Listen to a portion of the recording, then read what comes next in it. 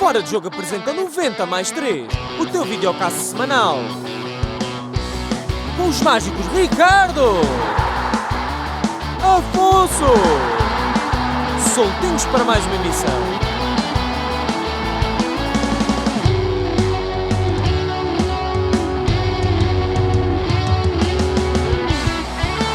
90 mais 3. Sejam bem-vindos a mais um episódio do 90 mais 3. Meu nome é Afonso Couto, estou aqui com o mágico Ricardo Quinteiro e hoje temos a honra de ter aqui connosco Blessing Lumeno, que como treinador tem uma vasta experiência naquilo que são os vários, e já passaste por vários lados do futebol, desde o futebol de formação, futebol sénior masculino, futebol feminino, portanto tens este olho para aquilo que é todo o futebol, desde os mais pequenos até aos mais velhos, e comentador, na minha opinião és um dos melhores da nossa praça, por isso é uma honra ter-te aqui connosco. Blessing, muito obrigado. Antes de começar, o Ricardo faz uma pequena apresentação do convidado, espero que gostes. Blessing Lumeno, nascido em Angola, a 11ª foi de vez, cresceu entre Porto, Amboim e Luanda, num ecossistema de felicidade, simplicidade e leveza junto dos irmãos, primos e amigos. Cresceu numa casa só de mulheres, com a mãe e as tias, e chega a Portugal aos 9 anos para viver em Vila Nova de Santo André, onde permanece cerca de um ano. Aos 10 anos muda-se para a capital e vai viver para o Cacém. Por essa altura divertia-se a jogar à bola na rua, de forma livre, com os miúdos do bairro. Eram tempos em que o Blessing imitava Roberto Baggio, mesmo depois deste ter falhado aquele mítico penalti em 94, diante do Brasil. Ainda que tenha chorado esse falhanço do camisola 10 italiano, estava feliz pelo seu outro ídolo ter conquistado o Campeonato do Mundo, o número 11 da Canarinha, Romário. Apesar de ter crescido a admirar estes dois monstros do futebol mundial, é João Vieira Pinto quem desperta verdadeiramente a paixão do Blessing pelo jogo. Afirma ter uma relação quase umbilical com o grande artista, sorrindo sempre que ele teve sucesso e sofrendo nas agruras da sua carreira. Cresceu a admirar o futebol, a estudá-lo e a jogá-lo, não sendo especialmente dotado tecnicamente, o estudo do treino passou a fasciná-lo, o que o levou a admirar José Mourinho e a tê-lo como grande referência. Se Mourinho não tinha sido um grande jogador e conseguiu tornar-se, em tempos, o melhor treinador do mundo, porque não poderia o Blessing trilhar um caminho semelhante? Nos estudos, frequentou o curso de Engenharia Informática no Instituto Superior Técnico, onde percebeu algo essencial. Não pode estar onde não quer, nem onde não gosta de estar. Paralelamente, frequentou também o curso de Ciências do Desporto, na FMH. Como treinador de futebol, passou por vários clubes, diferentes escalões de formação, futebol sénior e futebol feminino, com experiências em Portugal e no estrangeiro.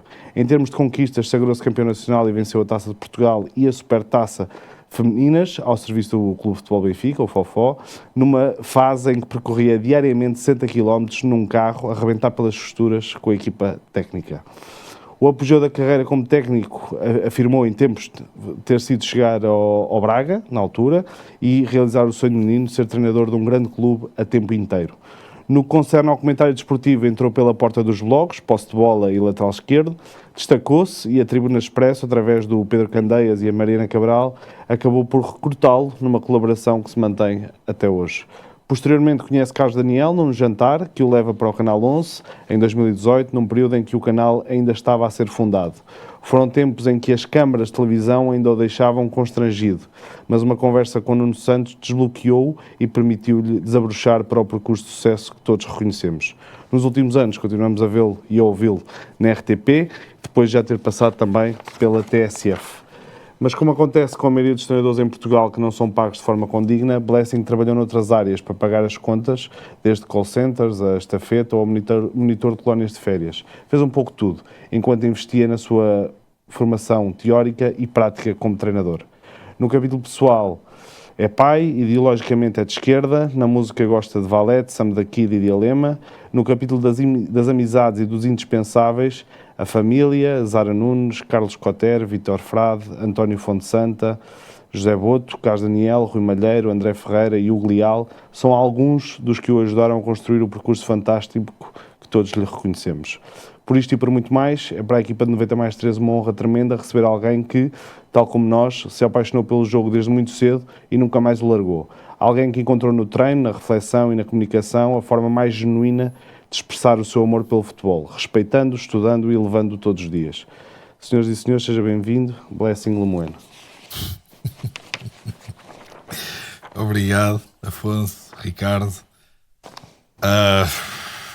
Eu estava a dizer-te antes de começarmos que é sempre muito estranho para mim ouvir falar sobre mim. Eu acho que isso nunca vai mudar. Aliás, não se nota muito a minha timidez, porque infelizmente não consigo ficar vermelho, mas agradeço, pá, acho que foi generosa a tua apresentação, a do Afonso também. Acho que em alguns pontos exagerada, mas são opiniões, não vale a pena agora estar a discuti-las. Agradeço e só. É uma honra para mim estar aqui, ainda por cima, num espaço onde já estiveram pessoas que muito admiro, entre elas uma que citaste, o Carlos Daniel. Obrigado, nós, Blessing. Sim. E não só, João Vieira Pinto. Sim, mas o Carlos, o João Vieira Pinto, eu privei com ele na Federação, tive a oportunidade, que muita gente não tem, de lhe dizer que ele era o meu ídolo, que foi ele que me fez agarrar-me ao futebol da forma como eu me agarro hoje. E ele respondeu-me assim de forma muito simples: fogo, jogar futebol da final já serviu para alguma coisa. que é uma resposta muito humilde, muito espetacular e demonstrativa daquilo que ele é como pessoa. Mas com o Carlos tenho uma relação completamente diferente, é um amigo pessoal. Foi alguém que, através da forma como ele vê a vida, como ele vê o trabalho, como ele vê as relações com as pessoas, conseguiu mudar muito também daquilo que é a minha vida, e felizmente tenho o privilégio de conseguir continuar a privar com ele hoje em dia. Portanto, o João Pinto é o meu ídolo, futebol para mim é João Pinto, mas o Carlos Daniel é um bocadinho mais que futebol, e eu acho que há coisas mais importantes que o futebol. Sem dúvida. E outra, partilhamos da opinião de ambos, e outra referência sua, ou tua, acho que sim, tua, por favor. Sim, é José Mourinho, que tu já confessaste que é uma grande inspiração. Queria te perguntar o porquê, consigo adivinhar porque é que foi, e podemos já falar também da atualidade. Como é que encaras esta nova versão de Mourinho e os últimos tempos enquanto treinador do Benfica? Eu acho que na altura em que o Mourinho apareceu, 2004, eu tinha 13, 14 anos. Eu agora não sei precisar isto da idade. Não é fácil estar a dizer que já tenho 38, mas não consigo saber exatamente que idade é que eu tinha. Em 2000 tinhas 12, que é quando ele vai para o Benfica. Sim, portanto, em 2000 tinha 12 e ele já teve em 2000 algum impacto. 2001 Leiria e Porto, início de Porto em 2001, eu tinha 13, portanto 2003, que é quando ele começa realmente. No Leiria ele já teve isso, no Benfica alguma coisa, mas no Porto é que começa a ter um impacto completamente diferente pelo menos para mim, e aí é que eu comecei a olhar para trás e a perceber, ok, afinal aquilo que ele tinha feito no Leiria e que estava a começar a fazer no Benfica, não é? Já era qualquer coisa de especial. Portanto, já me permitia perceber um bocadinho mais daquilo que ele estava a fazer. E eu, nessa altura, já jogava futebol. E eu acho que a transformação que José Mourinho teve em mim foi muito da forma como eu olhava para o jogo, e mais ainda num impacto que as palavras dele tinham na forma como a equipa dele jogava. Aquilo, basicamente, ele tinha um efeito hipnotizador, tinha um efeito... galvanizava todos à sua volta. Eu digo, mais do que galvanizar... Fazia acreditar no impossível, muitas vezes. Eu acho que há uma palavra para isso que eu agora me estou completamente a esquecer, que tem que ver, é um sinónimo de hipnotizar. O que o José Mourinho fazia é que deixava toda a gente colada a ele, porque o que ele dizia acontecia. O que ele dizia que a equipa ia fazer, a equipa fazia em campo. Os resultados que ele previa, não tanto resultados, mas as jogadas, a forma como ele previa que a equipa ia entrar em jogo, ia reagir àquele jogo e se ia comportar naquele jogo, a equipa demonstrava isso em campo. E, portanto, isso eu já me lembrei da palavra, isso acabava por nos enfeitiçar a todos, né, e fazer-nos agarrar àquilo que era o percurso que o José Mourinho estava a construir inicialmente. E eu, sendo um praticante novo do jogo, percebendo já nessa altura que não tinha grande talento em comparação com os meus colegas para ir atrás de uma carreira profissional, e que havia alguém ali que não tinha tido uma carreira profissional, não tinha sido um jogador de topo, não tinha tido grande potencial para jogar e estava a ter este impacto todo numa equipa de futebol, acabou por me fazer refletir e pensar assim, mas espera aí, se o José Mourinho conseguiu, porque é que eu não posso também? E eu acho que isso, essa questão dos exemplos, de nós vermos alguém improvável, porque José Mourinho não era um sucesso provável, pelo menos não para a maior parte do público, para mim não era certamente para todos, ver alguém que não é um sucesso provável porque não esteve no centro do jogo como um grande jogador, e mesmo o pai de Mourinho, tendo sido treinador, não foi um treinador de topo, ninguém augurava que o José Mourinho pudesse ter uma carreira como ele depois conseguiu construir. E, portanto, este tipo de exemplos de alguém que vem não exatamente de baixo, mas cujas expectativas acabam por superar aquilo que era expectável, acho que acabam por dar um bocadinho de esperança a toda a gente, mesmo até fora da profissão, ou seja, fora da profissão de treinador de futebol, de toda a gente pensar um bocadinho que, mesmo que eu não tenha isto, ou que eu não seja considerado por aqueles, ou que eu não seja tão bem visto por estes, acaba por dar um bocadinho de esperança a outros que podem conseguir chegar. Foi o que aconteceu comigo. Não só comigo, eu acho que a minha geração, estivemos a falar da malta que nasceu nos anos 80 e nos anos 90, está um bocadinho agarrada ao sucesso que o José Mourinho teve, porque nenhum treinador português conseguiu, e eu pessoalmente acho isto, independentemente de também achar que a carreira do Mourinho já não está no mesmo estágio de fulgor que esteve noutros tempos. Naturalmente. Acho que nenhum treinador português vai conseguir fazer a carreira que Mourinho fez. Mourinho conseguiu, em Portugal, ganhar 2 competições europeias equiparadas agora à Liga Europa, e a Liga dos Campeões já era a Liga dos Campeões, antes era a Taça UEFA. Conseguiu ir à Inglaterra e meter 3 campeonatos no bolso, 2 com o Chelsea na primeira passagem, outro com o Chelsea na segunda passagem.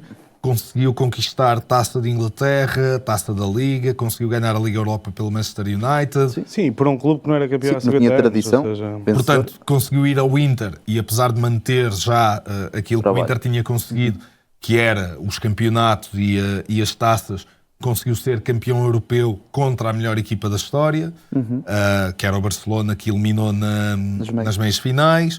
Conseguiu ir ao Real Madrid e, independentemente de considerarmos mais justo, mais injusto, conseguiu superar a melhor equipa da história numa prova de regularidade. Isso é algo que tem um mérito tremendo, apesar de não ter conseguido fazer depois na continuidade, tem um mérito tremendo. Mas trilha o caminho depois para o Real Madrid, para aquele Real Madrid que se tornou hegemónico a nível europeu. É ele que traça as bases. Claramente, porque antes dele chegar, o Real Madrid não chegava sequer aos quartos de final da Liga dos Campeões. Sim, ele e Ronaldo são os maiores responsáveis por esse Real Madrid. Precisamente. E então, depois disso, ainda consegue, pela Roma, Conference, final da Liga Europa. E, portanto, eu acho muito difícil a um treinador português conseguir este palmarés. E, se quiserem, posso dizê-lo, acho muito difícil que algum treinador no mundo consiga este palmarés que José Mourinho teve. Percurso, então, não é? eu acho que vai ser e vai continuar a ser o melhor treinador português de sempre. Agora, olhando para a atualidade, estamos a falar de um Mourinho completamente diferente.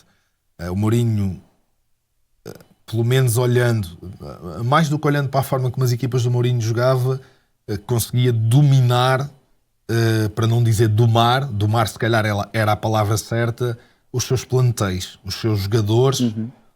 E quando eu digo domar, não é assim, é domar em função de um objetivo coletivo. Sim. Unir o balneário em torno do... Unir o balneário, fazer com que os jogadores dessem tudo pela equipa. José Mourinho sempre foi conseguindo fazer isso nas suas equipas, ou seja, motivar os jogadores de tal forma que as equipas dele, coletivamente, eram sempre muito difíceis de ultrapassar. E digo de ultrapassar não é de ganhar ou perder jogos, olhares para outro coletivo e sentires que aquele coletivo era melhor que o coletivo das equipas que o Mourinho construía. Mas acho que aí também é um tema geracional. Exato.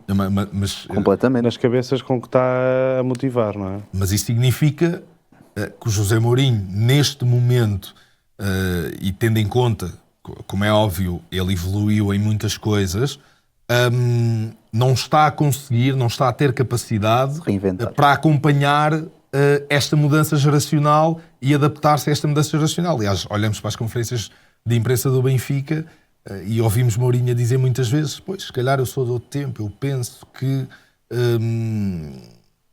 há coisas que são inegociáveis, há coisas que se têm que dar sempre, há coisas que não podem desaparecer, há jogadores que não sabem isto, que não percebem isto, que não sentem isto, e portanto vemos o Mourinho muitas vezes... Os jogadores conseguiram se reinventar e acompanharam essa geração. Mas é aí onde eu quero chegar. Eu acho que é por isso os outros treinadores, do ponto de vista técnico-tático, Falo de topo. mesmo não sendo de topo, eu acho que os outros treinadores, do ponto de vista técnico-tático, deram saltos muito grandes com Mourinho e depois com Guardiola.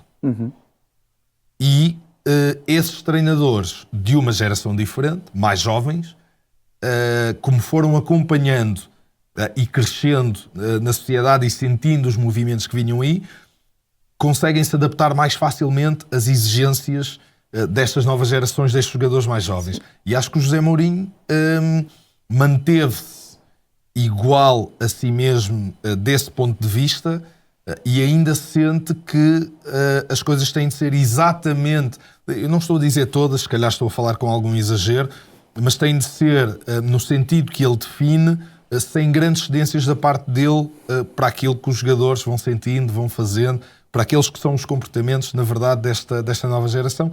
E eu acho que isto marca uma diferença importante nas equipas, não nas equipas, mas na forma como Mourinho agarrava os jogadores e hoje não consegue fazer à maior parte do grupo, que ele era quase hegemónico nesse sentido.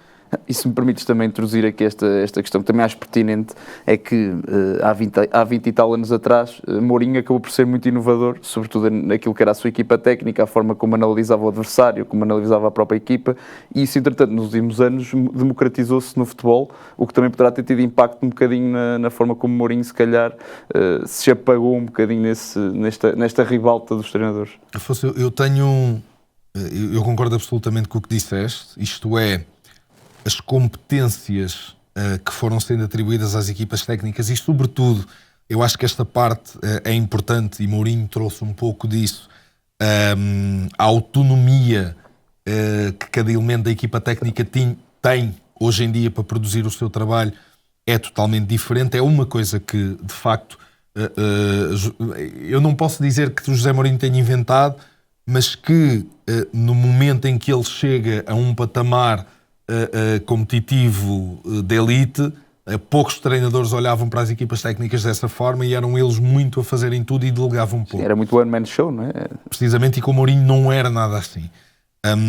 E, portanto, José Mourinho teve esse impacto no ponto de vista metodológico do treino, no ponto de vista da articulação das tarefas com as equipas técnicas, do ponto de vista de jogo, da forma como se jogava, e como se olhava para o adversário, mas eu continuo a sentir que a principal inovação do José Mourinho foi conseguir juntar tudo isso a uma dimensão de comunicação que hoje em dia é muito falada e é muito criticada em alguns treinadores e elogiada noutros, e de conseguir convencer os seus jogadores a segui-lo.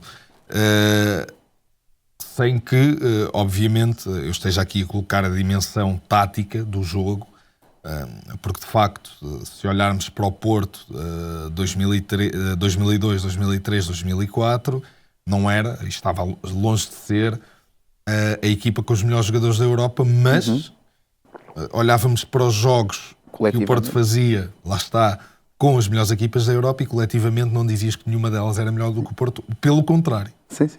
Portanto, o Porto conseguia coletivamente superar individualidades mais poderosas. O Deco, não é? Que era o caso à parte dessa equipa, não é? E o Ricardo Carvalho. Sim. Cuidado com o Ricardo Carvalho. Também adoro. Mas o que é certo é que agora já não estamos nem em 2003 nem em 2004. Mourinho continua com, isto é a minha opinião, continua com o seu estilo comunicacional, que eu acho que resultava muito bem quando se ganhava, mas que hoje dizer que não aceita críticas com treinadores com menos de 26 títulos, portanto não aceita de Luís Henrique, Klopp, Flick, Simeone, e eu estava a fazer contas, antes de vir para aqui estava a lembrar-me que 23 desses 26 títulos foram conquistados há mais de 10 anos, que nos últimos 9 anos ganhou um título e que foi há 4 anos a Conference League. Portanto, acho que isso... Acho que há um momento da carreira de José Mourinho que ele largou algumas das coisas que fizeram José Mourinho.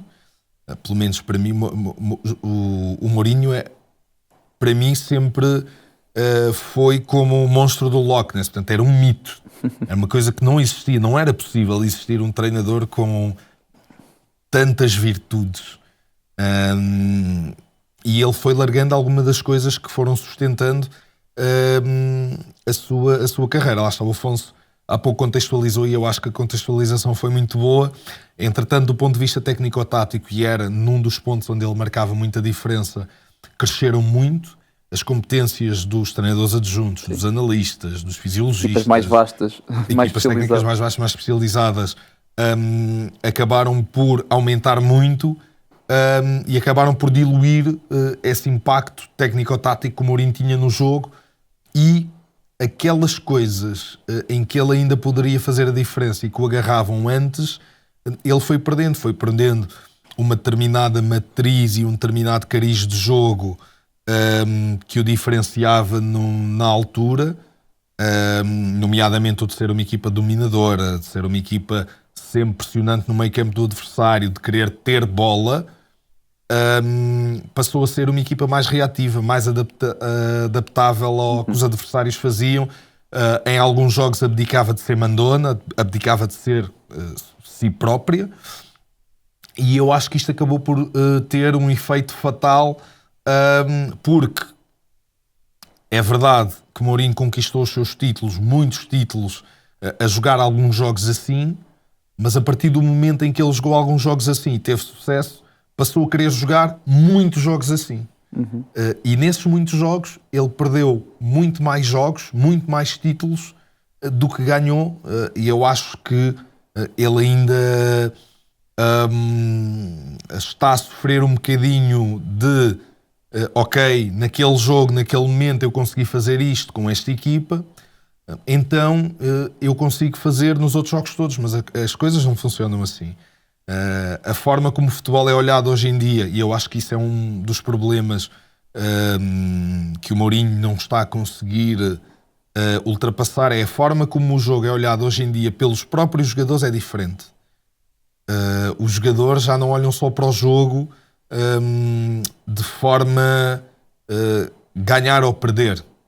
É como é que vou ganhar e como é que vou perder. E depois vocês dizem, não, mas os jogadores chegam ao final do jogo e ganham e ficam contentes. Se eu te disser que os jogadores ganharem uma Liga dos Campeões, portanto a mesma prova, a serem subjugados os jogos todos, ou a servirem como saco de pancada, como disse um treinador que eu gosto muito, que é o Joel Rocha do futsal, usa muito esta frase, a serem saco de pancada e ganharem, é completamente distinta. As sensações, aquilo que os jogadores sentem, aquilo que os vincula ao jogo e à alegria, e aquilo que eles vão retirar disso, de ganharem uma Liga dos Campeões a serem mandões, a dominar o adversário. E os jogadores olham para isso, porque eles querem ser protagonistas. E não querem ser protagonistas só do ganhou ou perdeu. Querem ser protagonistas Do próprio jogo. na dimensão de, não, esta equipa é superior. Estes jogadores são superiores. Estes jogadores fazem coisas diferentes. Há aqui uma dimensão filosófica nisto, se quisermos,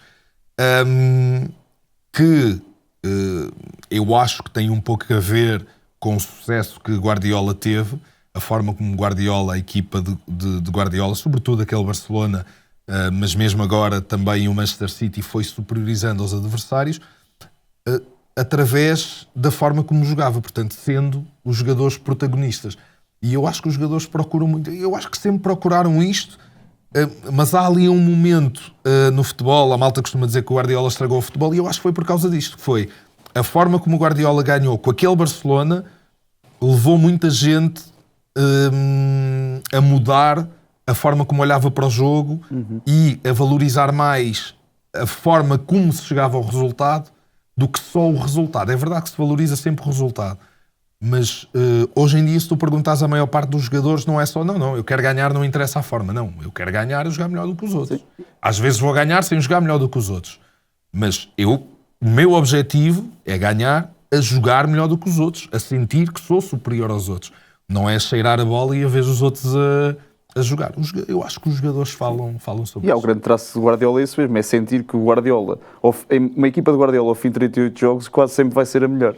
Enquanto que numa prova eliminar, lá está a questão do resultado. É diferente, mas mesmo aí, mesmo nas provas a eliminar, e eu acho que isso é um registro absolutamente estrondoso do Guardiola, o Guardiola é o treinador que mais tem semifinais e, se juntarmos a isto, finais de provas a eliminar.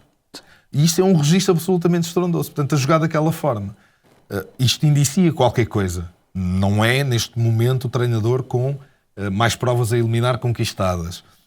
Mas acho que no percurso que o Guardiola tem, foi demonstrando que, apesar da sua forma de jogar ser mais talhada para vencer na regularidade, porque lá está, as provas de regularidade algumas vezes mentem, mas na maior parte das vezes não mentem, sobretudo se olharmos para a quantidade de vezes que o Guardiola ficou em terceiro ou em quarto, que acho que foi uma, na carreira inteira. Tem uma probabilidade de mentir muito menor do que provas a eliminar, mas ainda assim é o treinador com mais semifinais e finais, isto tudo junto, de provas a eliminar. Portanto, isto tem que dizer alguma coisa sobre a forma como o Guardiola joga em oposição a uma forma diferente de estar no jogo, ainda que eu acho que ter uma perspectiva mais conservadora do jogo beneficia-te em provas que não sejam de regularidade. Exato. Mas o Guardiola conseguiu, ou tem conseguido, desmontar um bocadinho estas teses. Pá, eu acho que isso é ótimo para todos. Sim, e antes de avançar para a atualidade, eu queria só colocar-te uma questão, até porque tu, enquanto treinador de formação, defrontaste muitos miúdos que agora estão na ribalta de futebol, Nuno Mendes, o João Neves, o António Silva, o Martim Fernandes, o Mateus Fernandes, etc. E vou dividir a pergunta em duas. A primeira, em relação a estes jogadores, qual é que foi o que despertou mais atenção em ti? E depois, pegando nesta questão da formação, onde se vê cada vez mais alguma castração do talento, já logo na formação, talhar-se o jogador para ser menos propenso ao erro. De que forma é que isto, e já te vi falar sobre isto em várias entrevistas, de que forma é que tu achas que isso pode hipotecar o futuro das novas gerações de futebolistas portugueses? Eu estou aqui na dúvida entre três jogadores. Podes falar sobre ele. E o João Neves. João Neves era um absurdo de um jogador na formação. Notava-se claramente que estava num patamar completamente distinto dos seus colegas. O António Silva também tinha esse destaque, mas acho que o João Neves claramente tinha um Elen, toda a gente tinha muitas expectativas, toda a gente, estou a falar dos próprios colegas, sobre aquilo que ele iria fazer em campo. O Mateus Fernandes, o Mateus Fernandes é um absurdo. Do ponto de vista técnico, olhando só para a elegância, a forma como tocava na bola, a forma como desequilibrava, como driblava, como passava, como recebia a bola, era um tratado. Ia jogar em campos que nós olhamos hoje em dia para o futebol profissional e seria muito difícil a alguns profissionais da atualidade conseguirem ter a classe e o requinte técnico que o Mateus conseguiu demonstrar em campos muito difíceis. Um deles, o campo onde nos defrontamos uma vez no Estoril Praia. Mas acho que o Nuno Mendes e não quero cometer uma injustiça para o Martim, porque o Martim, quando o defrontei, era 1 ano ou 2 anos mais novo do que o escalão onde estava a jogar, e para mim foi, se não foi o melhor, foi o segundo melhor jogador do Porto nos jogos contra nós. Mas o Nuno Mendes pegava na bola e driblava toda a gente, portanto tinha uma dimensão completamente diferente e era muito mais difícil conseguir travar um jogador que sozinho consegue fazer tanta diferença quanto aquela que ele fazia. Agora, o que eu digo, e digo sempre isto num sentido bom, eu sou aficionado de todos os miúdos que eu treinei, mas todos os miúdos que eu defrontei na formação, espero e torço para que todos eles tenham carreiras incríveis, porque acho que muitos deles tinham e têm ainda um potencial fantástico, e acho que todos eles merecem mesmo, porque muitos deles fizeram caminhos penosos para conseguir chegar ao futebol profissional, e acho que todos eles merecem ter um futuro no futebol profissional, que era o sonho deles. Eu não sei se me vais perguntar isto, mas eu tenho que dizer que o melhor jogador que eu já treinei é o Diego Rodrigues. No Braga. E o Diego é outra loiça, é intratável, e na minha humilde e modesta opinião, da mesma idade, na mesma posição, é top 3 nacional. Mas isto são opiniões, se calhar porque eu treinei, mas vale. Tem sido um bocadinho tapado. Vale o que vale. Não digo tapado, eu acho que ele está a jogar. Se me disseres não está a jogar na posição dele, ok, sim, aceito. Mas para mim é melhor ele estar a jogar do que não estar, claro, porque está a desenvolver, não só na forma como se adapta fisicamente às exigências do futebol do nível mais alto em Portugal, do nível sénior, mas também na forma como vai percebendo alguns truques e manhas e caminhos a percorrer, a forma como os jogadores se comportam, os melhores, outros não tão bons, os da própria equipa, os adversários. Está a ganhar estaleca para que no futuro consiga ter um impacto melhor. O Diego, que toda a gente viu, eu sei que houve alguns jogos em que o Diego conseguiu ter muitos momentos de algum brilhantismo, mas o Diego é um jogador para ser absolutamente decisivo. É um jogador para ser o jogador bandeira do clube onde estiver, seja o Braga, onde está neste momento, ou outro clube para o qual ele vá. É para ser um jogador decisivo na equipa, e quando eu digo decisivo, não só na forma de jogar da equipa, mas em termos de números. Eu sei que a maior parte das pessoas não consegue ainda perceber isso. O Diego é fabuloso no último passe. É o melhor jogador que eu vi a fazer o último passe, a escolher o momento, para onde colocar a bola, a força do passe no futebol de formação enquanto lá estive. É incrível no remate. E faz isto com os dois pés, pé esquerdo e pé direito, seja passe rasteiro, passe pelo ar, mais curto, mais longo, mais médio. O remate é exatamente igual, que é uma coisa absolutamente inacreditável, e é um tipo que não tem medo de nada. Ele vai buscar a bola ao pé dos centrais, recebe a bola entre linhas, conduz e consegue carregar e progredir em drible, tabela, tem agilidade para receber nos espaços curtos e conseguir definir. E depois eu acho que tem uma vantagem, e isto eu só posso dizer dele ou dos jogadores que treinei, que é um jogador muito humilde. Era claramente o melhor jogador da minha equipa de sub-19 do Braga. Eu tenho a ideia que ele sabia, apesar de não o exteriorizar, tenho a ideia que ele o sabia, também pela forma como o ruído exterior lhe chegava. Ele e o Xisso que está no Alverca, Xissumba. Mas ele tinha qualquer coisa diferente e ele tem um espírito muito de querer aprender, de querer saber mais, de querer beber, de querer perceber. E tem lá um bom mentor, que é o Ricardo Horta. E o João Moutinho. Sim, João Moutinho, tem ali jogadores que... Entre outros.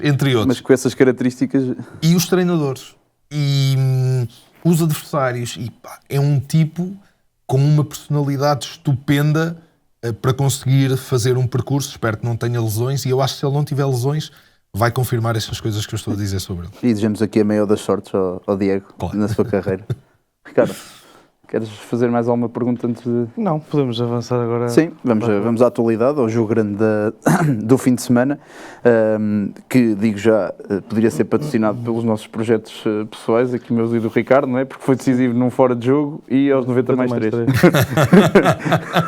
Portanto, acho que são duas coisas que marcam muito este jogo, num jogo que creio que foi de bom nível, até porque ambas as equipas estavam a lutar pelos seus objetivos. Creio que se calhar o Sporting poderia ser aquela que teria mais a perder, porque perdendo, e como perdeu, arredou-se quase, ou teoricamente, não teoricamente nem matematicamente, mas praticamente do título, e também dificultou o acesso a luta pelo acesso à Champions. Por isso eu perguntava-te o que é que tu achaste deste jogo, o que é que te surpreendeu, o que é que te desiludiu nas duas equipas? Eu acho que foi um bom jogo. E olhando para os jogos grandes, eu acho que aqui a análise tem de ser um bocadinho comparativa. Qualitativamente foi melhor jogado do que outros jogos grandes. Se não estou em erro, eu posso colocar isto como o terceiro jogo melhor jogado entre os grandes. Para mim, esta época, para mim, primeiro Sporting Porto em Alvalade, depois Benfica-Porto na Luz e este Sporting Benfica em Alvalade. Acho que foram os três melhores jogos entre as equipas grandes e este está dentro deles. Portanto, não fiquei muito desiludido com aquilo que vi no jogo. Agora, não me surpreendeu muito a forma como o Mourinho preparou o jogo, porque olhou muito para aqueles que eram os pontos fortes do Sporting e tentou anular esses pontos fortes. E começou logo pela forma como tentou pressionar alto. Portanto, exato, o 11 inicial do Benfica era um 11 de pressão. Sim. Ivanovic e Barreiro. Um bocado como o Rui Borges fez na Luz. Um bocado como o Rui Borges fez na Luz. Precisamente. Eu acho que a analogia é perfeita. Mais do que querer ter bola, querer recuperá-la rápido e jogar na profundidade. Eu não vou dizer isto. O que vou dizer é que o que o Mourinho queria era não deixar o Sporting confortável. Exato. E acho que conseguiu. Conseguiu fazê-lo. E conseguiu fazê-lo em duas fases. Falei disto ontem na RTP antes do Mourinho ter confirmado na conferência de imprensa. Esta primeira fase de pressão com o Ivanovic e com o Barreiro na primeira linha, com o Rios mais subido, aquilo numa espécie de 4-4-2 losango, ou 4-1-3-2, na forma como o Benfica pressionava, com o extremo contrário a fechar bastante dentro, onde a única alternativa do Sporting basicamente era variar o jogo para o lado contrário, mas depois o Sporting, pelo menos na primeira parte, até ter colocado, feito as primeiras substituições do Debasti, do Vajanidis e depois do Giovanni Kenda no momento seguinte, não conseguiu tirar muito partido delas porque o Benfica ajustou perfeitamente. Colocava o lateral a saltar rapidamente ao corredor para não dar muito tempo e espaço para que o jogador do Sporting pudesse progredir pelo corredor, e colocava ou o Auschwitz ou o Rios a complementar e a fechar esse espaço para não deixar que o Sporting atacasse o espaço entre lateral e central, não movendo muito os seus centrais da zona central, caso o Sporting tentasse cruzamentos para o Benfica conseguir tirar as bolas. E acho que o Aursnes foi perfeito nesse Fundamental. papel. Sim. Perfeito. Saía da posição 6, o Sporting conseguia as variações de corredores, imediatamente colocava-se no espaço para impedir os movimentos do Trincão, seja para receber a bola um bocadinho mais entre linhas e enquadrar, e o Aursnes se pressionava logo, ou para travar um movimento entre lateral e central que o Aursnes acompanhava. Depois tinha o Barreiro, que juntava rapidamente à linha defensiva para defender o espaço à frente da mesma, e depois o Rios, que andava ali num posicionamento híbrido entre controlar o Pote, que também faz algumas vezes esses movimentos, mas sobretudo em manter o espaço à frente da linha defensiva protegido, caso o Sporting conseguisse variar, para o Sporting não ter possibilidades de rodar o jogo de forma mais curta e conseguir definir de frente para a linha defensiva do Benfica. Portanto, teve esses dois momentos, mais de pressão e mais de bloco baixo, onde eu acho que o Benfica conseguiu anular as maiores forças do Sporting, até ter entrado o De Bast e o Vagianidis, e depois o Giovanni Kenda, onde o Sporting conseguiu ter um aproveitamento diferente dos corredores laterais. Que é uma jogada, acaba por ser um ajuste do Rui Borges ao recuo do Benfica. O De Bast é fulcral e foi as maiores jogadas do Sporting. E uma coisa é teres o Eduardo Quaresma, que defensivamente, obviamente, é muito mais competente que o Vagianidis, posicionado mais à frente para receber bola. Outra coisa é teres o Eduardo Quaresma a conduzir a bola de trás. Ela é muito mais forte a conduzir a bola de trás para criar desequilíbrios do que propriamente já receber a bola lá para depois tentar criar alguma coisa, e portanto nisso o Vagianidis continua a ser superior ao Eduardo Quaresma. E acho que o Mourinho leu muito bem o jogo ofensivo do Sporting. Teve muitas vezes o Otamendi em cima do Suárez, a não deixar enquadrar, a não deixar jogar. E o Otamendi é um defesa muito duro, que não dá muitos espaços, que algumas vezes até pela impotência física e pelo recurso à falta acaba por intimidar um bocadinho a forma como os avançados chegam mais perto ou se afastam de si. E o Mourinho conseguiu estancar o jogo ofensivo do Sporting assim. Depois, acho que teve outra leitura tática interessante, que foi a forma como colocou o Prestiani mais por dentro, não tão aberto quanto aquilo que vimos noutros jogos, mais por dentro, inclusivamente a aparecer muitas vezes no lado esquerdo, que seria ao lado de Sheldrup. Por causa de Maxi, precisamente, e a dar o corredor ao Dedic, com o Maxi até preocupações com o Dedic, e depois o Prestiani e outros jogadores a tentarem aproveitar o espaço entre Maxi e Gonçalo Inácio. Acho que isso funcionou bem, acho que o Benfica nunca deixou o Sporting estar confortável no jogo, acho que é uma vitória tática de José Mourinho, mas, e eu sei que estamos a falar só deste jogo, e a vitória do Benfica, eu acho que é difícil contestar a justiça da vitória do Benfica por isto e por ter tido as melhores situações de golo no jogo. Falo a do Leandro Barreiro e depois o golo do Rafa, são claramente as melhores situações de golo no jogo, para lá dos penaltis, não é? Obviamente. Acho que é uma vitória tática de Mourinho, mas isto não invalida que o facto do Benfica nos jogos grandes, como José Mourinho disse no final do jogo, não ter perdido nenhum, ter conseguido ganhar agora ao Sporting, não acrescenta brilhantismo à época do Benfica, porque de facto o objetivo do Benfica não era ganhar ao Sporting ou não perder com o Sporting, com o Porto e com o Braga, era ser campeão. E o Benfica está no terceiro lugar. Agora no segundo, há condição que o Sporting com um jogo a menos, mas se o Sporting vencer o jogo em atraso, está no terceiro lugar. E mesmo que fique em segundo lugar, o objetivo do Benfica era ser campeão nacional. E José Mourinho entra precisamente por isso.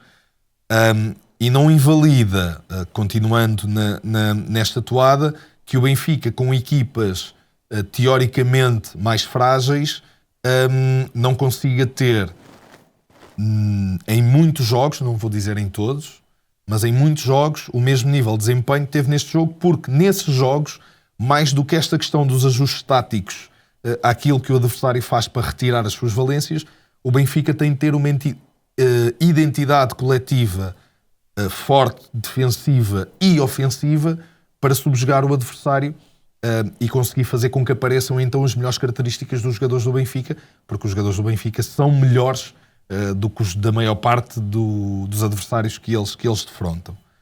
Segundo ponto, também não invalida isto que o Sporting, apesar de, na minha opinião, taticamente ter perdido este jogo para o Benfica, portanto o José Mourinho, na minha opinião, superiores ao Rui Borges, não invalida que o Rui Borges estivesse numa circunstância completamente diferente.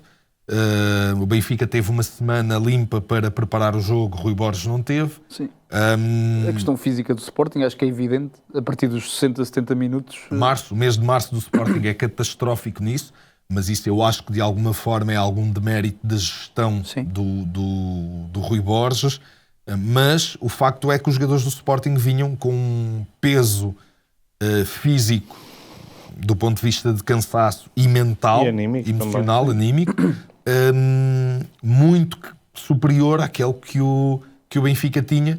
E, portanto, a partir do momento que as coisas começassem a correr bem ao Benfica, ou que chegássemos àquele momento em que era tudo ou nada para as duas equipas, que chegou, depois do empate, foi o momento tudo ou nada para as duas equipas, que o Benfica se conseguisse superiorizar técnica, taticamente, em termos de discernimento. Portanto, notou-se isso. A entrada de Rafa e Luquebac expõe essa dificuldade física do Sporting. O Sporting estava com algum ascendente sobre o Benfica, entrou Rafa e Luquebac, que fisicamente E o Pavlidis? esticam o jogo. E o Pavlidis? Sim, o Pavlidis. E isso acaba por expor, obviamente, a fragilidade defensiva na transição. O Luís Soares, por exemplo, fisicamente está muito em baixo. O Maxi estava no jogo, o Trincão, ou seja, são jogadores que... Mas eu digo, mais além. Eu digo sobretudo, nem vou falar tanto do Maxi, que acho que é um jogador fundamental nos desequilíbrios ofensivos do Sporting, mas vou falar do Trincão e do Luís Soares, que se olharmos para o mês de março de ambos, em comparação com fevereiro, com janeiro, com dezembro, com novembro, com outubro, setembro, etc., não tem nada a ver. É notória a diferença. E essa diferença tem que ver com terem caído muito do ponto de vista físico e, portanto, não terem a frescura física, mental e emocional para conseguirem fazer diferente. Mas, novamente, aqui o Mourinho, Benfica, não tem culpa disto. Aproveitaram-se desse contexto e bem, conseguiram superiorizar apesar desse contexto. O Benfica também conseguiu puxar armas do banco melhores do que aquelas que o Sporting conseguiria trazer, tirando, obviamente, Giovanni Kenda, que Era o o único. jogador era o único, exatamente. Capaz no banco. Ok, o Debasso, o Vajanidis, mas não são para ter o impacto, o Bragança por exemplo... é mais para controle de posse do que propriamente para tentar... E Kenda que não está em entrar forma. Luquebac, Pavlidis e Rafa, que poderiam ser perfeitamente jogadores titulares no Benfica, é completamente diferente. Entrar o Vajanidis e depois o Debasso, o Daniel Bragança, ok, certo, e o Kenda também, mas são armas completamente diferentes para posições que são de desequilíbrio e que são importantes no campo. Agora, Rui Borges teve essa dificuldade e, desse ponto de vista, não é que acabe por ser injusto, mas jogou com essa desvantagem. Agora, vamos dizer o seguinte, vamos imaginar que o Sporting tinha vencido o Arsenal. Se calhar do ponto de vista anímico, do ponto de vista emocional e mesmo do ponto de vista físico, a equipa do Sporting tinha-se demonstrado num fulgor completamente diferente do que aquilo que tinha estado. Portanto, se perguntarem ao Rui Borges e ao Mourinho, independentemente da circunstância deste jogo, se queriam ter este jogo antes de uns quartos de final para entrar nas meias finais da Liga dos Campeões, ou como Mourinho teve a semana inteira para trabalhar, os dois vão dizer que queriam estar na posição do Sporting. Isso é absolutamente... Sim, claro. Absolutamente mas há sempre este dilema nas equipas portuguesas, não é? Do vou apostar nas competições europeias, correndo o risco de, internamente, que é inegavelmente o objetivo principal dos três grandes, que é ser campeão. Há muito este dilema do vou apostar tudo. Neste caso, Rui Borges toma a decisão de apostar tudo, porque fez-lo com o Arsenal nos dois jogos, um bocadinho ao contrário de Farioli, que na Liga Europa fez uma gestão quase com 11 completamente diferente. Mas o Porto também estava noutra posição. Mas é um facto que esse dilema depois cria isto, que é, se perdes, e perdes dois jogos como este... Eu acho que o que isto demonstrou, essa gestão que tu falaste, ou pode ter demonstrado duas coisas. Uma, que Farioli confiava no plantel que tinha mais do que Rui Borges, confiava no seu plantel, daí tantas mudanças de Farioli e não tantas mudanças de Rui Borges. Ou pode demonstrar que para o Futebol Clube do Porto e para o treinador do Porto era inequivocamente mais importante ser campeões nacionais do que fazer um brilharete na Europa. Pode demonstrar qualquer uma destas duas coisas, ou as duas, ou até nenhuma. Mas eu, honestamente, acho que Farioli confiava mais no seu plantel do que Rui Borges e também acho que Farioli coartou, independentemente de ter sido injusta a eliminação do Porto, acho que tem que ser dito de forma Claro, clara, exato. foi absolutamente injusta a eliminação do O Porto Porto. com menos um podia ter perfeitamente ganho a E eliminatória. as circunstâncias em que o Porto, mesmo tendo rodado a equipa, consegue ter muitos momentos de superioridade para o Nottingham, criar situações de golo e depois não conseguir finalizá-las. E no Dragão, sobretudo, eu acho que o Porto perde a eliminatória no Dragão. Eu acho que nos dois jogos, porque tens Como é a que está a entrada perder, avassaladora do Porto com uma oportunidade do Moffi e outra do Borja Sainz que o Porto não finaliza antes do primeiro golo Na primeira mão. na primeira mão. Sim. E foram duas ocasiões de golo de finalização fácil. E o Porto não conseguiu fazer nenhuma dessas duas. Faz depois o primeiro golo do William.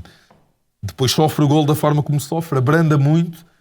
E depois, na segunda parte, tem mais ocasiões para marcar e não consegue fazê-lo. Portanto, o Nottingham consegue se manter vivo na eliminatória e a forma como o Porto sofre o golo ou marca o autogolo acaba por ser um pouco caricata. E depois lá Igual, o Moffi abre também. com o Moffi Exato. com o Moffi a falhar. Ok, o Benarek a expulsão, o Porto, que eu me lembro esta época, é apenas o segundo jogo que fica a jogar com 10. com 10. O segundo foi no Santa Clara, se não estou em erro, que o Porto fica com menos um E que ganha com aquele gol também caricato. um gol e com o bem. Froholt faz uma exibição Exato. absolutamente monstruosa. Meio campo.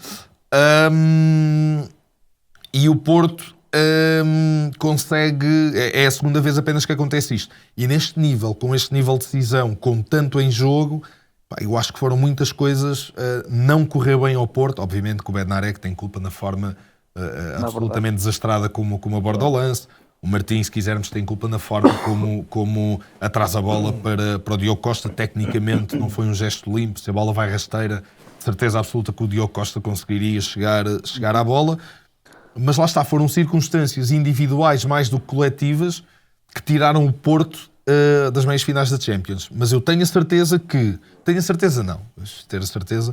Eu estou convicto que se o Porto entra com a melhor equipa em Inglaterra, e a melhor equipa é aquela, obviamente, que o Petruševski não pode jogar porque não está inscrito, mas pode jogar o PP e o William, e pode jogar o Dennis Gould, e pode jogar o Froholt de início, e pode jogar o Alan Varela de início, e pode jogar o Kivior como lateral esquerdo, o Tiago Silva e o Bednarek como centrais.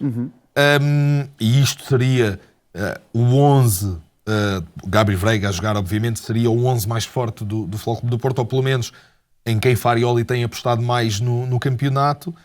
Tenho a sensação que o Porto estaria hoje nas meias finais da Liga Europa, até porque, concebendo que era mais importante para o Porto o campeonato, o poderio do Tondela, com todo o respeito, tenho lá um amigo, inclusive, como treinador adjunto, não tem nada a ver com o poderio do Nottingham, e jogar em casa... Nem com o Famalicão, com quem tinham perdido pontos 15 dias antes, que podia ser esse trauma também de voltar a perder pontos. Eu aí até nem dou de barato, porque era a primeira mão, era em casa, e portanto podia haver aqui mais qualquer coisa em termos de ímpeto que poderia funcionar e diluir um bocadinho as diferenças de um 11 para o outro. Mas na segunda mão, tendo em conta que não conseguiste um resultado favorável e que tens de ganhar, ou pelo menos empatar para depois ir a penaltis, não colocar o melhor 11, eu acho que foi uma fatalidade.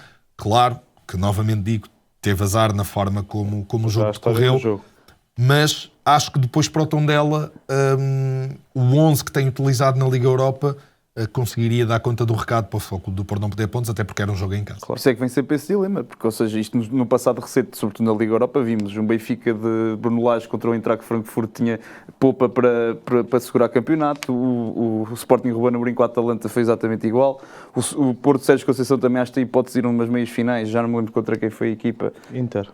Não. Inter é Não, oitavos. estou a falar da Liga Europa. Do Futebol Liga Europa, foi contra uma equipa italiana também.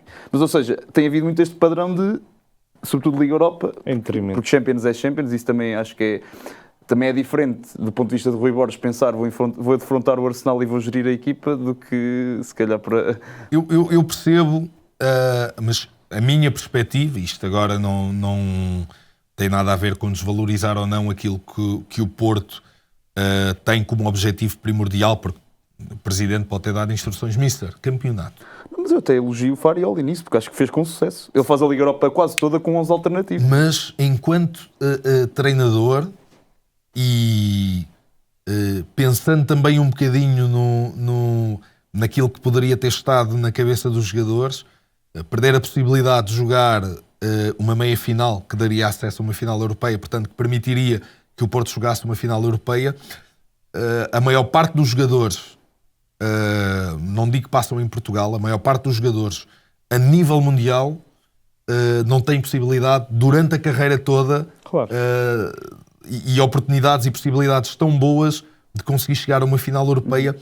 E mesmo os treinadores, já para não falar dos treinadores, e eu acho que isso, eu se me metesse no lugar do Farioli, diria, ok, sim senhor, o campeonato é importante, mas nós temos uma margem que nos permite gerir aqui qualquer coisa, vamos pela final europeia. Eu quero ver, eu espero, não estou aqui a augurar nada de mau ao Farioli, mas depois quero perceber ao longo da carreira quantas vezes mais é que ele vai ter uma possibilidade tão boa de se calhar conseguir chegar a uma final europeia. Isto porquê? Por questões de sorteio. Se olharmos para o percurso que o Porto fez para as equipas que o Porto defronta e o que normalmente vai aparecendo no caminho das equipas portuguesas, o sorteio não costuma ser muito favorável. E costumas apanhar aqui ou ali um adversário que te vai impedindo, como o Sporting, no caso agora apanhou o Arsenal, sem estar em causa que poderia ter passado a eliminatória, mas é um adversário que do ponto de vista individual é muito mais forte do que o Sporting. O Nottingham não é mais forte que o Porto. E portanto, do ponto de vista do sorteio, e depois o Porto defrontaria o Aston Villa, eu não consigo dizer que o Aston Villa individualmente é muito superior ao Porto. Com o melhor 11 do Porto, sim, o melhor 11 posso do dizer Porto. que são equipas equiparadas posição a posição, e vamos ver que há jogadores do Porto que entram no 11 do Aston Villa e jogadores do Aston Villa que entram no 11 do Porto. E portanto que seria um jogo equilibrado. E o que normalmente costuma impedir as equipas portuguesas e outras equipas que não estão nas ligas de top de dar esse passo é precisamente os sorteios. E eu acho que o Porto perdeu uma boa oportunidade novamente de conseguir lutar por chegar a uma final europeia. Não critico a estratégia. Eu, pessoalmente, pensaria de forma diferente. Sim, se bem que agora com a Liga Europa sem cair em equipas de Champions, tendencialmente vai ser mais fácil para as equipas portuguesas. Diria. É verdade. Dependendo de quem cai, por exemplo, o ano se calhar vai ser o Chelsea na Liga Europa e já vai dificultar. Pois, é verdade, mas tu vais ter sempre Este ano foi um bom contexto. Um ou outro adversário que, caindo para a Liga Europa, não se qualifica através dos campeonatos para a Liga dos Campeões e tendo um poderio completamente distinto, vais tendo sempre um ou outro adversário no caminho das equipas portuguesas, e eu acho que isso é o principal impeditivo, e o Porto neste percurso não o iria ter, e eu acho mesmo, estou convicto, que perdeu uma possibilidade importante de conseguir novamente fazer uma final europeia sem perder as hipóteses de ir ao campeonato nacional, até porque mesmo que não ganhasse o Tondela, havia um Sporting Benfica antes. Sim. Portanto, daria para gerir qualquer coisa. Queres uma pergunta específica? Não. Eu queria lançar aqui um dilema, até pode ser para os dois, que é, e no Porto ainda, que é precisamente Mora versus Gabri Veiga. Porque acaba por ser interessante, como o talento de Mora é inegável, mas de facto neste modelo de Farioli, Gabri Veiga, num modelo de um Porto mais vertiginoso, mais pressionante, Gabri Veiga acaba por assentar melhor e por vezes vemos Mora como um peixe fora d'água. A minha pergunta é se com Farioli vai haver perspectivas de evolução e de afirmação de Rodrigo Mora. Eu vou-me adiantar, não acho que o Rodrigo Mora vai ser o jogador predileto de Farioli para colocar a jogar, porque Farioli não joga com um jogador na posição 10, joga com 2 8, com liberdade para chegar à frente, mas com muitas responsabilidades defensivas e, sobretudo, depois do primeiro momento de pressão, que tem que juntar muito rapidamente a linha defensiva para compactar naquele 5-4-1, que Mora vai ter sempre alguma dificuldade em fazer por causa das suas características individuais. O Mora nunca vai ser o jogador mais rápido, mais competente a pressionar, a fechar espaços, a roubar bolas ao adversário. Nunca vai ser o jogador mais competente nisso. O Mora é um jogador cujas melhores características são outras. E portanto não estou a ver como é que o modelo de Farioli possa evoluir para isto, a não ser que do ponto de vista posicional a coisa mude um bocadinho e abdique se calhar de um dos extremos, que não estou a ver que vá fazer isso, para colocar um jogador mais por dentro, que poderia ser essa a posição do Rodrigo Mora. Portanto, verdadeiramente falando, a posição do Rodrigo Mora não existe na estrutura, no modelo de Farioli. E portanto não estou a ver. Agora, se tu me disseres se eu acho que ainda assim o Porto beneficiaria na maior parte dos jogos, não em todos, na maior parte dos jogos, porque o Porto na maior parte dos jogos que faz durante a época é individualmente superior, muito superior aos seus adversários. Eu acho que o Porto beneficiaria da presença de Mora na maior parte desses jogos, sim, sem qualquer tipo de dúvida, porque nesses jogos o Porto precisa de mais criatividade individual e coletiva, e como é óbvio, os indivíduos mais criativos ajudam a que a equipa possa ser mais criativa na forma como consegue desmontar os seus adversários. Numa lógica de projetar um Mundial, e já que estamos a falar de Rodrigo Mora, tem-se falado muito de que não há espaço para todos. Portanto, ou seja, falamos ali num ecossistema onde irão a coabitar talvez o Pote, o Ricardo Horta, sim, o Mora, potencialmente o Gonçalo Guedes já mais diferente. Achas que para quantos é que haverá espaço neste Campeonato do Mundo? E para quais? Eu por acaso acho que no sistema de Roberto Martínez o Mora cabe. Sim. Porque a seleção... Esqueci-me do Félix, naturalmente. Que também mas que é indiscutível. Mas a seleção normalmente joga com a posição 10.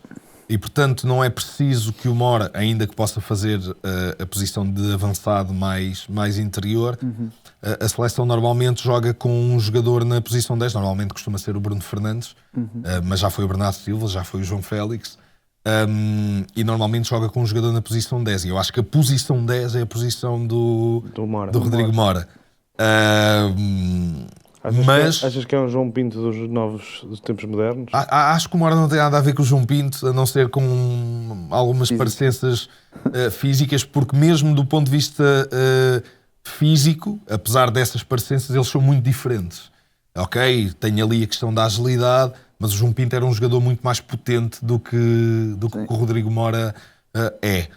E isto é o próprio que referiu isso, e algumas semelhanças. Não, eu percebo, se calhar na fase da carreira do João Pinto, em que o João Pinto já não era um jogador tão explosivo, ou seja, de agarrar na bola atrás, driblar toda a gente e tentar tabelar e depois aparecer para finalizar. O Mora é um jogador diferente nisso, nunca vai ser um jogador tão potente quanto o João Pinto foi. Se quiseres, e mal comparado, porque o Deco era um jogador que podia inclusivamente jogar na posição 6, e eu não estou a ver o Rodrigo Mora a jogar na posição 6, é mais Deco do que João Pinto, o Rodrigo Mora. E mal comparado, digo, porque o Deco tem uma dimensão no meio campo mais completa do que o raio de ação maior e com um impacto maior nos terrenos que pisa do que o Rodrigo Mora. Mas por outro lado, eu concordo com essa ideia de que não dá para ir toda a gente. E pensando na forma como o Roberto Martínez pensa nos jogadores e nas funções, pode, se for a seleção, é para jogar numa só posição. Mas o Ricardo Horta, estando numa melhor forma, fará sentido ir o Pote? Eu acho que não vai nenhum deles. Pois, honestamente acho que não vai nenhum deles. Isto se Rafael Leão estiver em condições físicas para isso. Se Rafael Leão não estiver em condições físicas... Mas vai Mora, não estou a entender. Eu acho que vai o Mora. À frente do Horta e do Pote. Sim, acho que sim. Acho que o Mora, como foi o Francisco Conceição ao europeu anterior, vai funcionar como uma espécie de joker, um espalha-brasas, um agitador, um jogador diferente, quando a seleção precisar de coisas diferentes naquela posição, precisar de ir atrás do resultado, de mais qualquer coisa que outros jogadores não possam oferecer nessa posição. E eu acho que o Horta e que o Pote não vão, apesar, obviamente, estarmos a falar de jogadores de nível alto. Se Rafael Leão for, tens Rafael Leão para jogar por fora à esquerda, tens Pedro Neto para jogar por fora à esquerda, tens João Félix para jogar por dentro à esquerda, e tens o próprio Rafael Leão, que tem jogado como ponta de lança antes de estar lesionado no Milan, que também pode fazer essa posição mais interior, aparecendo quase como um segundo avançado. Se assim não for, se Rafael Leão não for, acho que abre-se ali margem para entrar outro jogador. Se não, eu acho que o terceiro jogador, o terceiro ou o quinto jogador, se estivermos a falar de extremos ou médios alas, vai ser o Francisco Trincão, que vai ali sobrelotar um bocadinho o lado esquerdo, juntamente com o Francisco Conceição. O Pedro Neto também pode fazer essa posição. O lado direito. O Bernardo Silva também pode fazer essa posição. E, portanto, acho que vai ser... Também pode jogar por dentro, pode jogar no meio campo mais atrás, pode jogar na posição 10. Mas eu acho que esta lógica de Roberto Martínez, dos jogadores que podem jogar em várias posições, como o João Félix, que pode ser aquela posição de avançado interior, esquerdo, como pode ser 10, como pode ser falso 9... e Bernardo Silva pode fazer essas posições, o Pedro Neto que pode fazer esquerda e direita. Há poucos jogadores na seleção que vão ser jogadores especialistas ou específicos de uma só posição. E, portanto, eu acho que aí o Ricardo Horta e o Pote perdem um bocadinho porque não são tão polivalentes quanto outros. Sim, e ia-te perguntar também um bocadinho como é que achas que vai ser o papel de Ronaldo neste Mundial e se achas que neste momento Ronaldo, obviamente tirando todo o estatuto e obviamente e é inegável falar de Ronaldo e tudo aquilo que ele traz consigo para o Mundial, se ele acaba nos últimos tempos por beneficiar um bocadinho também do facto do Gonçalo Ramos não ser um titular absoluto do PSG, o que de certa forma até acaba por ajudar Roberto Martínez a justificar que Ronaldo é um titular absoluto da seleção neste momento.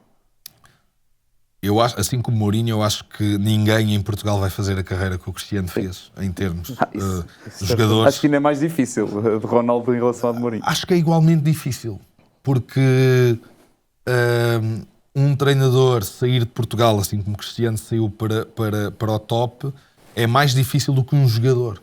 Sair para um nível competitivo onde o Mourinho depois se colocou é muito mais difícil, por ser uma liga menor, do que um jogador que, sendo jovem, depois vai conseguindo subir patamares, e acho que a dificuldade, depois estando lá no top, conseguir fazer aquilo que o Cristiano fez e conseguir fazer aquilo que o Mourinho fez, a entrada do Mourinho parece-me ser mais difícil do que a de um jogador, tanto que vemos sim. Hoje em dia as equipas no mundo estão recheadas as equipas de top estão recheadas de jogadores portugueses, obviamente. Porque tivemos a dificuldade dos treinadores portugueses de se imporem em contextos de topo. Precisamente, e eu acho que essa entrada enquanto treinador é mais difícil, mas depois, obviamente, fazer o comunhão é igualmente difícil. São dois intocáveis.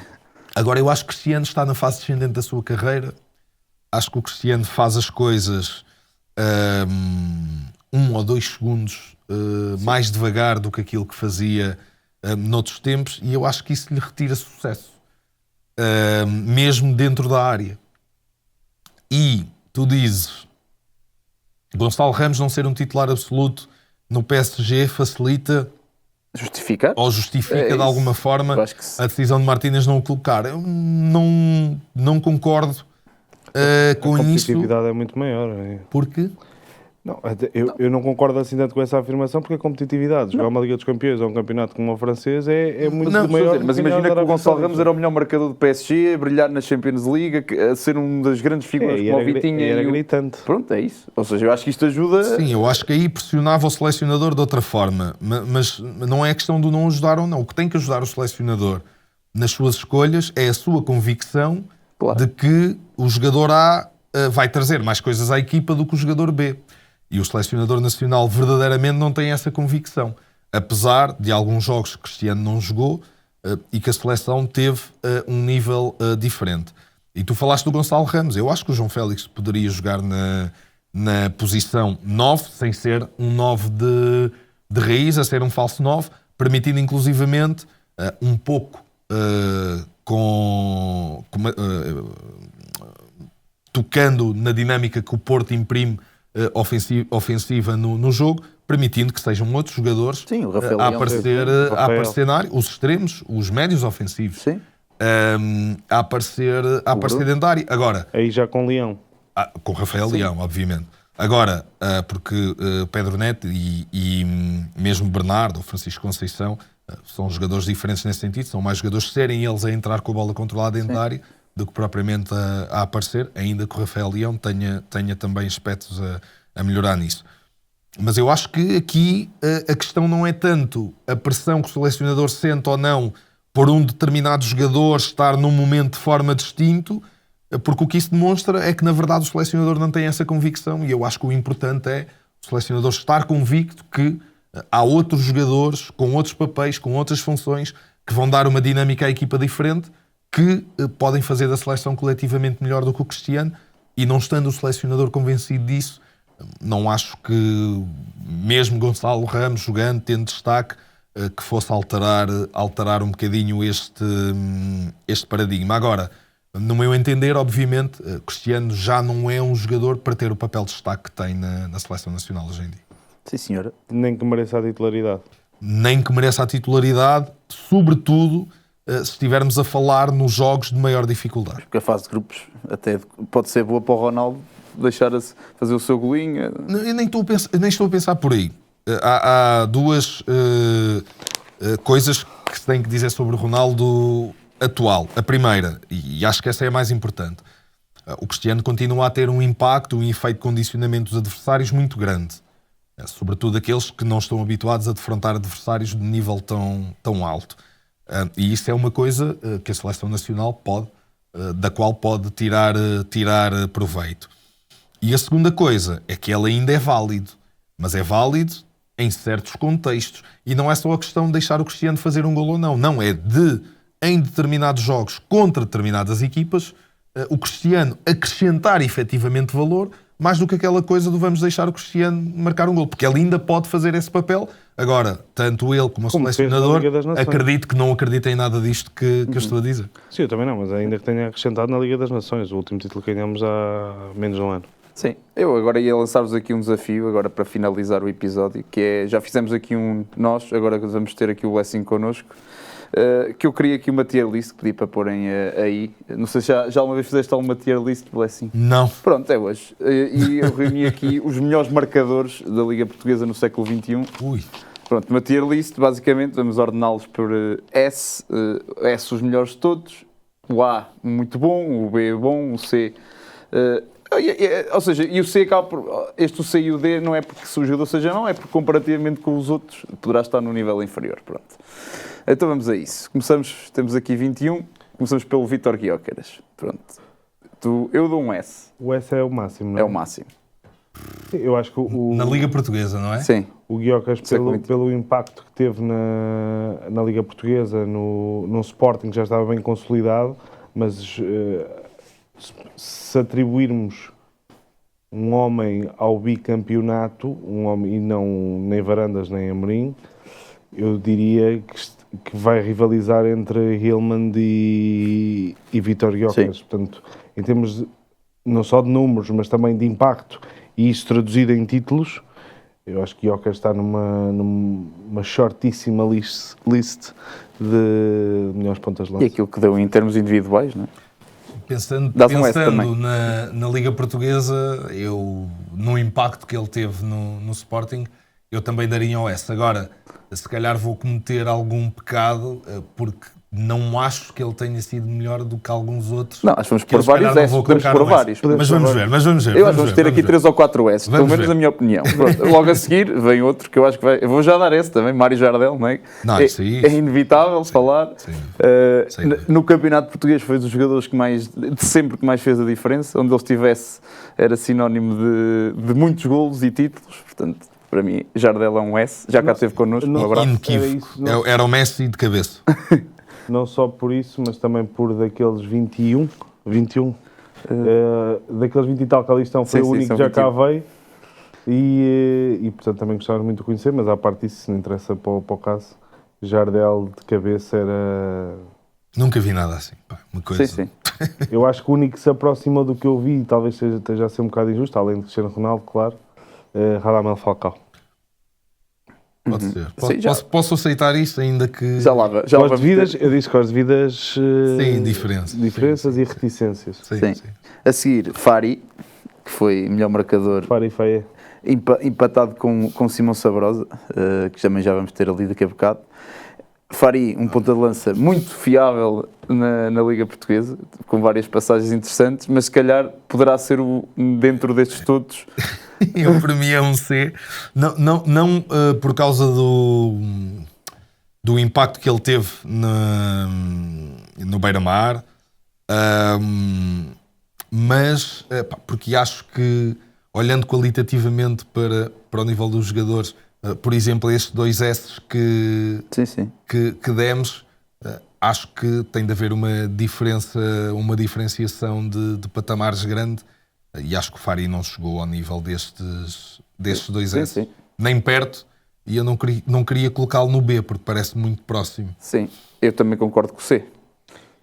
Ainda que possa ser aqui. Eu votaria se isto fosse a escola, era um bom pequenino, no sentido que... Um bom menos. Sim. Um bom menos, porque à escala e Comparativamente. estou a falar à escala portuguesa, da realidade do nosso campeonato, ainda que seja a anos de luz de Jardel e de Iocas, e se calhar de um ou outro que ali apareça, é um jogador ultra fiável, nunca jogou num grande também, ou seja, ser melhor marcador numa equipa que não é grande, ele não é campeão pelo Boa Vista, portanto nem está nesse Boa Vistão. Não está.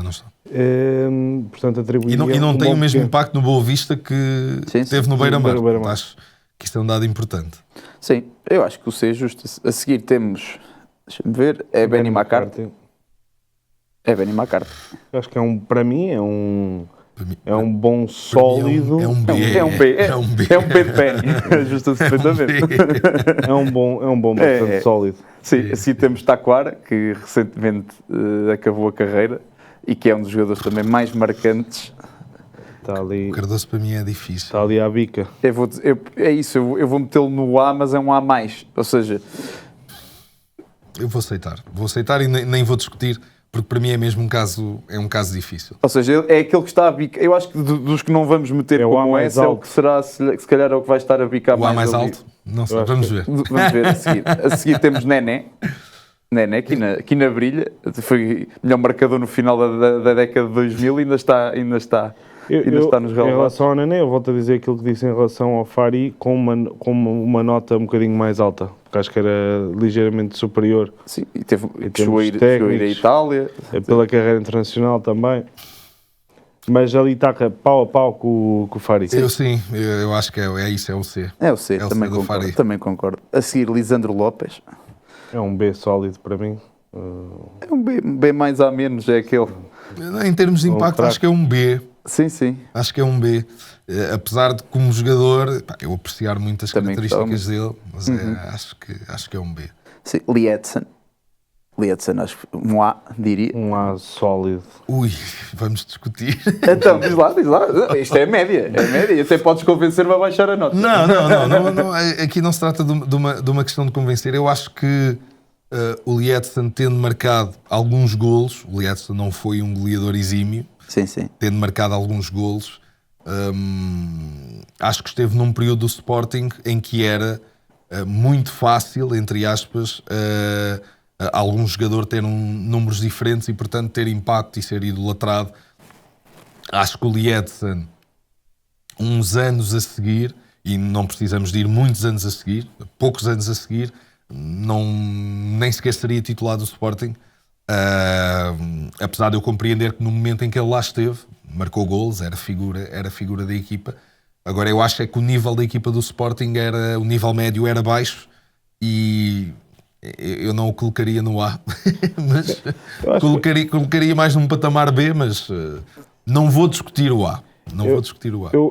Eu em termos objetivos, concordo com o que dizes e acho que faz sentido.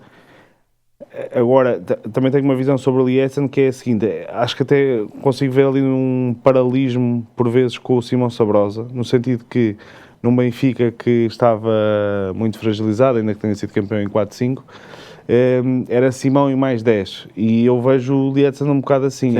Era Lietzen e mais 10, depois tinha uma aura brutal, tinha a estrelinha e a audácia de marcar em jogos grandes. E por vezes de forma até vistosa, o Luizão nunca se há de esquecer dele, portanto, e aquilo que marca uma era também, daquele Sporting que ganha ainda assim 2 taças, 2 supertaças. Vai à final da Taça UEFA? Vai à final da Taça UEFA, exatamente. Portanto, acho que... Sei que eu não discuto o A. É isso, não A, B fica A. Não discuto. Sim. E percebo perfeitamente os argumentos. Agora a seguir, Meiong Zé. Meiong. Opa, grande Meiong. Mas mais um com uma grande carreira muito sólida aqui em Portugal. Sim, mas acho que é o Fari. É isso. O Meiong é o Fari, mas eu gosto e gostava muito das características dele mesmo. Sim. Acho que era um jogador que com um estímulo diferente em termos de carreira tinha dado outra coisa. Então fica ali um C também para o Meiong. Também acho. Exato. A seguir, É o Bas Dost, não é? Bas Dost. É o B de Bas Dost. É B isso. alto. Eu acho também um B de Bas Dost. Brilhante finalizador, mas... Epá, pois, mas estás a ver, é isto. A minha discussão, olha, começa aqui. Eu não consigo ver o Lietzen por cima do Bas Pois, Dost. exato, é isso, estás a ver. Mas eu percebo o impacto. Mas Eu percebo o impacto. O Bas Dost, obviamente, é um goleador inequívoco e com maior capacidade do que o Lietzen. Mas, objetivamente, o Lietzen conseguiu, não em termos de títulos, mas chegar a circunstâncias mais relevantes, como essa final da Taça UEFA com o CSK, que o Bas Dost não conseguiu, portanto vou só aceitar. E o Bas Dost vai ter sempre um registro, que acho que deve ser quase recorde mundial, que é de 30 e tal golos seguidos só ao primeiro toque. É o finalizador nato. Bas Dost. É isso. Está presente. Mas pronto, tu dirias um A. Não, eu não diria um A. Eu não concordas é que esteja... Não concordo é que esteja Okay. por baixo do Lietzen, mas seguimos. Aceito o B, atenção. Eu aceito o B, É isso, agora é isso. Já estamos a colocar ali Quem? o B. Que é que eu não Era o consigo... Hulk. O Hulk, nem pensar. Espera lá. Nem pensar. Não, Que é o isto? que é esse? Claro. Que é isto? Isso aí já era... Não, o Hulk teve. Givanildo Silva. Indescritível. Teve um impacto fantástico. demoníaco numa época que o Porto ganhou tudo, tens que meter o Hulk lá. Não, sim. O que é esse? Tudo, Europa, cá dentro, tens. Dimensão física, grandes que- jogos, esse teve tudo. Mais do que a forma como ele potenciava a equipa, é como ele aparecia nos momentos de decisão. É isso. Porque em termos de decisão o Hulk não era um jogador incrível, mas de facto ele agarrava na bola, tirava 1, 2, 3 da frente, ou 1, 2 da frente, ou nenhum da frente, e metia um balásio na baliza e estava lá dentro. E nessa altura, no Porto de Vilas Boas, enfim, grande Hulk, o incrível Hulk mesmo. Sim. Por isso, tem de estar no zero. Assim, Carlos Vinícius. Dos super-heróis. Não. E eu acho que o Carlos Vinícius agora levanta-nos aqui uma questão. É que eu acho que ele não é B nem é C. Ou seja, nem está na tier do Lisandro Lopes, nem do Bas Dost, nem do Manny McCarthy, nem está na do... Eu vou cometer um sacrilégio, eu vou dizer que ele é D. Porque vou colocar as coisas de outra forma. O Fari, o Nené e o Meiong não tiveram possibilidades de estar num grande. Exato. E, portanto, não tiveram possibilidade de demonstrar que impacto é que teriam num grande. E o Vinícius teve essa possibilidade. E não foi, marcou golos, foi titular muitas vezes, houve uma altura inclusivamente que foi indiscutível, mas não foi um jogador que tivesse sido figura de um dos grandes. Não é que eu acho que o Vinícius seja pior jogador do que esses.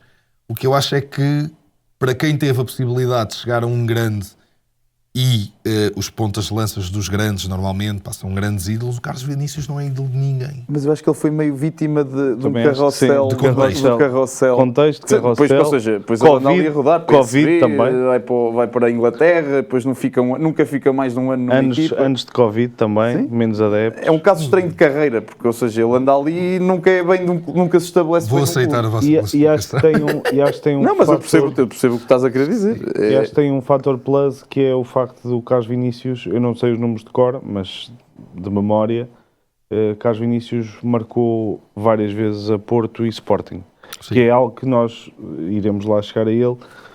Outros que foram, por vezes, retirou-se-lhes mérito por não marcarem, Nos por não jogos aparecerem grandes. nos jogos grandes. Tu vais dar o quê? Dás um quê? Eu dou um B. Eu dou um C e tu dás um D, dá um C. É médio? É médio. É isso, vai ali para o C. Pronto, a seguir temos Aris Seferovic e pedimos que agora acelerássemos um bocadinho para. Já estamos a chegar ao. Para mim é um C. C também. Um B, mas pronto, mas sim. Mas a sim. média, A perdeste. média dá C. Sim. Uma grande menção honrosa talvez para o melhor parceiro de Ou seja, João acho que é Félix. superior àquele Ah, o que tinha. Seferovic, claro. Mas se claro. calhar ele é o rei do C, pronto. Ele fica ali como é o rei do C. Pronto, percebo, adequa-se. Darwin Núñez. Esta é. C. Para Pois. mim é um C. Um Um C B. para não lhe dar um D. Para mim é um B. É um B? Sim. Eu vou Até dizer pela D, que é carreira. para ele cair no C. Eu também dou um B. Dás um B? B não ganharam? Não, está Não, certo. não, BBD Dá C. Não, dá um B. Não, dá C mais, é um B. dá C, dá C. Fica no C, pronto. Está giro. Simão Sabrosa. Simão Sabrosa, um A. É um A para mim. é um A. Até porque não é o único, talvez, além do Pote, que vem a seguir, que não é avançado ao ponta de lança. Sim. Sim. É um A. Para mim é um A. Para mim é um A, sem dúvida. Jogador extremamente marcante. Até digo, agora só aqui um parênteses rápido sobre o Simão. Acho que era importante nesta nossa seleção atual termos um jogador, um extremo como o Simão, consistente. Sim. Falta aqui, é aquele jogador fiável. É verdade. É aquele jogador fiável. Está bem visto. Está muito bem visto. Seguinte temos Jackson Martínez. Vou dar um A. Mas é um A muito mais. Sim, é um A. É só porque, ou seja, é isso. Mas estás a ver, o Jackson não pode estar no mesmo sítio do Lietz. Eu estou a implicar com o Lietz. Estou a implicar muito com o Lietz. Percebe? Não, eu estou a perceber o Estou que a estás a implicar querer muito. dizer. Não, eu sei, mas isto é. Aceito o A. Por isso é que estes tiers são giros, que é. Aceito. É um A mais, eu sei, este é o A mais também. É como o Cardoso, eu acho Aceito que o não, A. não chega lá acima, porque, ou seja, acho que aqueles estão, por vários motivos, são grandes e pronto. E Mas sim, mas vou aceitar o A. depois assim temos Pena, Não O vi. Pena. pai de Pablo, Filipe. Eu não vi jogar, eu sei quem é e até sei Vai aquela... ser tu a dar a O Pena classificação. vou dar um D. A sério. Mas o que eu vi era, é que não era nada extraordinário. Nada contra o Pena. O Pena, Teve na o primeira substituir o época, Jardel. foi o melhor marcador do Porto. Teve o pé substituir o Jardel. Mas o Pena não tem nada a ver com o Pena. Na minha opinião, falando do ponto de vista técnico-tático, era pior que o Fari, com o Nené, com o Meiong. É isso. Por favor. O Pena não tem nível para estar... para E estar ao nível do Vinícius, para ti. Não, bem pior. Bem pior. Então, Não tem comparação. a seguir, Mehdi Taremi. E eu aqui tenho a sensação que vou ser mais generoso. Vais meter Para mim, no S? para mim é Não, um B para mim é mais. um A. Vou meter Para mim é no um A, A. vou Não, meter para no mim A. é um A. Eu punha-lhe B mais, portanto... Para mim é um A. Até porque é coerente com uma coisa que eu disse aqui na nossa primeira temporada, que ele era superior a Lisandro Lopes. Portanto, está coerente com Mas para mim- coerente para mim é um com Resultados, Pedro impacto Gonçalves. na equipa, é um A. Para mim também é um A. Sim, acho que é como Simão, vão ser recordados como aqueles jogadores no campeonato português foram absolutamente... O Pizzi, se estivesse aqui, era um A. Exato, o Pizzi. Portanto, Lima. É curioso toda a gente faz essa correlação Exato. Pote-Pizzi. sim, mas eu acho que é ótimo. Intuitivamente. Eu acho que é ótimo. Intuitivamente. Acho que é ótimo. Lima. Sinceramente, Lima. Grande impacto também na altura, é um B mais B. para mim. É um B+, é o B. B. E pronto, e acho que o último não é preciso discussão é S. É um S. Jonas. Deus me livre. Lá está o que eu digo, estes quatro como Deus S, me acho livre. que... Mas eram os que estavas a prever que estivessem lá em cima? Era. E atenção, eu fiz isto, mas não pensei. Foi para estar aqui com vocês a discutir no momento. Não pensei em nada do que ia dizer. Jonas é um A, Jonas. E se tivéssemos um quinto, mais uma vaga para S, quem é que promovíamos? Eu promovi o Taquara, Era de Taquara e o Jackson, mas diria o Taquara pelos anos, teve muitos anos cá. pelo impacto. Ok, eu vou Se bem que o Jackson aceitar. era o melhor jogador. Sim, é isso. É Vou isso, aceitar é o Cardoso, mas o Jackson... Eu estou-me a cingir à Liga Portuguesa. Ou Sim, seja, sim. Falta aí o Falcão era um S. sim. Então, eu esqueci-me do Falcão. Não foi o melhor não marcador. foi o melhor Não foi o melhor marcador. marcador. Pois, é isso, eu contei-os bem, eu contei Nem bem. Slimani. Sim, sim. Sim. Não, mas era um O S, era o Slimani. Falcão, sim, claro. Sim. Pronto, olha, antes de fecharmos e tu fizes a pergunta final, eu queria só aqui contar uma pequena história, vai demorar um minuto. Numa semana em que comemoramos os 52 anos de liberdade, decidi trazer uma história que marca a própria história do jornal A Bola, em termos de censura. Isto porque, se é verdade que em 2026 muitas coisas no nosso país estão longe de estar bem, também é verdade que a solução nunca poderá passar por um regresso ao passado. E, portanto, a história que eu trago, e falando um bocadinho do jornal A Bola, que surgiu a 29 de janeiro de 1945, com a sua primeira edição e com a promessa de alterar o panorama da imprensa desportiva da época, custava 5 tostões, esgotou na primeira edição, tinha apenas 8 páginas e saía com a periodicidade bissemanal. No balanço do primeiro aniversário, em 1946, o próprio jornal destacava o seu caráter inovador, dizendo que procuramos fazer da Bola um jornal acessível a todos e para todos. Não surgimos com o propósito de fazer melhor, mas sim de fazer diferente. No entanto, este espírito inovador e algo rebelde acabou por trazer consequências graves para o próprio jornal. Com pouco mais de um ano, sofreu uma suspensão de um mês, por parte da censura do regime salazarista.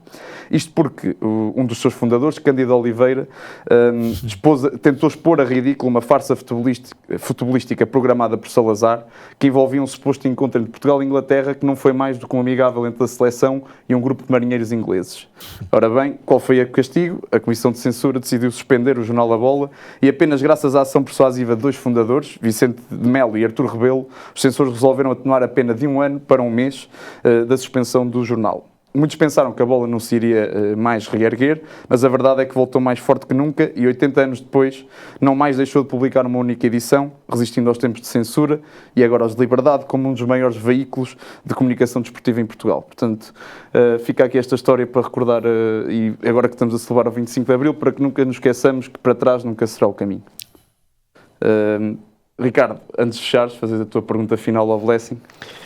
Bem, assim, como fazemos a todos os convidados, queria que nos dissesses o que é que ainda te falta fazer no futebol.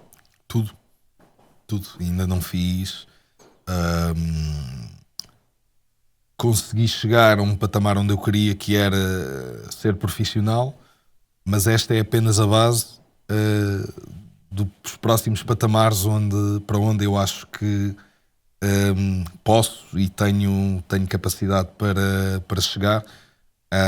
E portanto o caminho será ter sucesso dentro deste patamar para depois me permitir saltar para patamares competitivos diferentes. Portanto, ainda me falta literalmente tudo, porque estou outra vez na base.